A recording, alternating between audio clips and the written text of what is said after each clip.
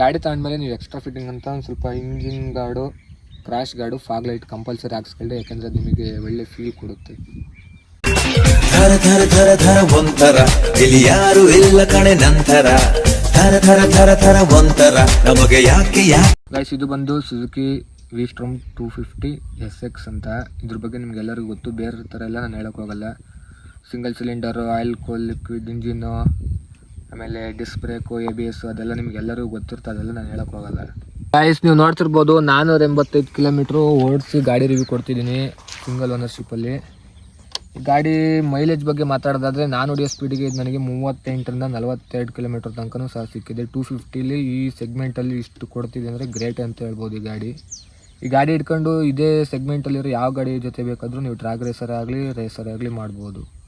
ಆದರೆ KTM ಜೊತೆ ಆಗಲ್ಲ. ನೀವು ಇದೇನು ನೋಡ್ತಿದ್ರಲ್ಲ, ಇದಕ್ಕೆ ಸ್ಕ್ಲೆಚ್ ಗಾರ್ಡ್ ಅಂತಿರೋ ನಕ್ಕಲ್ ಗಾರ್ಡ್ ಅಂತಿರೋ ನನಗೆ ಗೊತ್ತಿಲ್ಲ. ಇದು ಫೈಬರ್ ಇದೆ, ಒಂದು ಸ್ವಲ್ಪ ಮೆಟಲ್ ಇದ್ದಿದ್ರೆ ಇನ್ನೂ ಬೆಸ್ಟ್ ಅಂತ ಅನಿಸುತ್ತೆ. ಡಿಸ್ಪ್ಲೇಗೆ ಇನ್ನೂ ಸ್ವಲ್ಪ LED ಲೈಟ್ ಅಪ್ಲೈ ಮಾಡಬೇಕಿತ್ತು ಅಂತ ಅನಿಸುತ್ತೆ ನನಗೆ. ಗೈಸ್ ಬೇರೆ ಗಾಡಿಲೆಲ್ಲ ಡಿಸ್ಪ್ಲೇಲಿ ಗೇರ್ ಹಾಕಿದ ತಕ್ಷಣ ಗೇರ್ ತೋರಿಸಲ್ಲ ಮತ್ತು ಸ್ಪೀಡ್ ತೋರಿಸಲ್ಲ ಅಂತ ಸ್ವಲ್ಪ ಪ್ರಾಬ್ಲಮ್ ಇದೆ. ಇದರಲ್ಲಿ ಆ ಥರ ಏನಿಲ್ಲ, ನೀವು ಗೇರಿಗೆ ಹಾಕಿದ ತಕ್ಷಣ ಗೇರ್ ತೋರಿಸುತ್ತೆ, ಎಷ್ಟು ಸ್ಪೀಡಲ್ಲಿ ಇದ್ರಂತ ಸ್ಪೀಡು ಸಹ ಓಡೋಮೀಟರಲ್ಲಿ ತೋರಿಸುತ್ತೆ.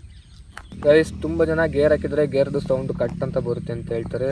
ಅದೆಲ್ಲ ನಾರ್ಮಲ್, ಎಲ್ಲ ಗಾಡಿಯಲ್ಲೂ ಫಸ್ಟ್ ಗೇರ್ ಹಾಕಿದಾಗ ಕಟ್ ಅಂತ ಬರುತ್ತೆ, ಇದರಲ್ಲೂ ಹಾಗೆ ಬರುತ್ತೆ. ಗೈಸ್ ಈ ಗಾಡಿ ಟಾಪ್ ಸ್ಪೀಡ್ ಬಂದು 150 ಅಂತ ಹೇಳ್ತಾರೆ. ನಾನು ಅಲ್ಲಿ ತನಕ ಹಚ್ಚಿಲ್ಲ, ಯಾಕೆಂದರೆ ಇನ್ನು ಫಸ್ಟ್ ಸರ್ವಿಸ್ ಆಗಿಲ್ಲ. 110, 115ಗೆ ಹೋದರೆ ಒಂದು ಲೈಟ್ ವೈಬ್ರೇಷನ್ ಬರುತ್ತೆ, ಜಾಸ್ತಿ ಹೊತ್ತಿರಲ್ಲ, ಒಂದು ಸ್ವಲ್ಪ ಲೈಟ್ ವೈಬ್ರೇಷನ್ ಆಗುತ್ತೆ. ಗೈಸ್ ಈ ಗ್ರೌಂಡ್ ಕ್ಲಿಯರೆನ್ಸಲ್ಲಿ ನೀವು ಯಾವುದೇ ರೀತಿಯಾದರೂ ಆಫ್ ರೋಡಿಂಗನ್ನು ಮಾಡ್ಬೋದು, ಟೂರಿಂಗನ್ನು ಮಾಡ್ಬೋದು. ಗೈಸ್ ಟೈರ್ ಬಂದು MRF ಕಂಪ್ನಿಗೆ ಆಗಿರೋದ್ರಿಂದ ಆಫ್ ರೋಡಿಗಾಗಲಿ ನೀವು ಟೂರಿಂಗಿಗಾಗಲಿ ಸಖತ್ತಾಗಿದೆ ಟೈರ್ ಮಾತ್ರ.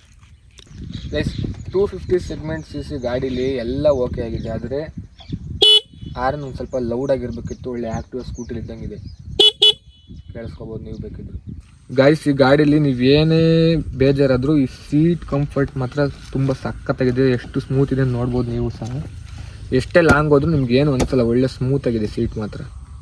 USB ಪೋರ್ಟ್ ಚಾರ್ಜರ್ ಕೊಟ್ಟಿದ್ದಾರೆ. ಹಂಗೆ ನೋಡ್ರಿ ಯುನಿಕ್ಕಾಗಿ ಒಂದು ಲೈಟ್ ಕೊಟ್ಟಿದ್ದಾರೆ, ಬ್ಲೂ ಕಲರ್ ಲೈಟು. ಇದು ನನಗೆ ತುಂಬಾ ಇಷ್ಟ ಆಯಿತು.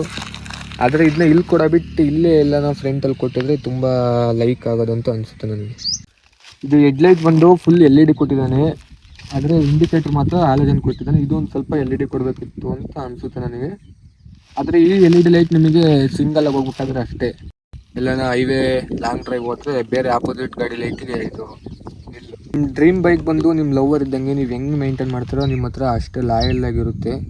ಬೇರೆ ಏನಾದರೂ ಹೇಳಿದ್ರೆ ತಲೆ ಕೆಡಿಸ್ಕೊಳಕ್ಕೆ ಹೋಗ್ಬಿಡ್ರಿ, ಯಾಕಂದರೆ ಇದ್ರ ಜೊತೆ ಇರೋರು ನೀವು, ಅವರಲ್ಲ. ಗೈಸ್ ಹಾಗೆ ಈ ಗಾಡೀಲಿ ಆಫ್ ರೋಡಿಂಗ್ ವೀಡಿಯೋ ಏನಾದರೂ ಬೇಕಂದರೆ ಕಮೆಂಟ್ ಮಾಡಿ, ಪಕ್ಕಾ ಮಾಡ್ಕೊಡ್ತೀನಿ.